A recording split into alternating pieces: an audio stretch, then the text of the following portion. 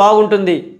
మీరు ఐరన్ బాక్సులు అమర్చుకోవడం వల్ల ఎక్కడన్నా వైర్ కట్ అయ్యి ఆ బాక్స్కు తగిలితే ఆ బాక్స్ ముట్టగానే మన కరెంట్ షాక్ తగిలి చనిపోయే ప్రమాదం ఉంది.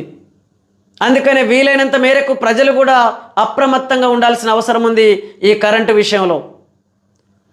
కాబట్టి రైతులారా, ప్రజలారా, మీరు పండిస్తున్న పంటల ద్వారా ఈ ప్రపంచానికి 4 మెతుకులు దొరుకుతున్నాయి.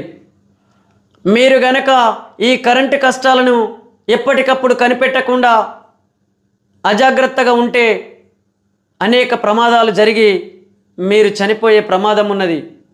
కాబట్టి అలాంటి ప్రమాదాలు జరగొద్దు అనుకుంటే ఎక్కడైనా కరెంటు పోలు కింద పడే అవకాశం ఉంటే వెంటనే విద్యుత్ అధికారుల దృష్టికి తీసుకెళ్లాల్సిన అవసరం ఉంది. ఎక్కడన్నా కరెంటు వైరు తెగిపోయి ఉంటే వెంటనే విద్యుత్ అధికారుల దృష్టికి తీసుకెళ్లాల్సిన అవసరం ఉంది.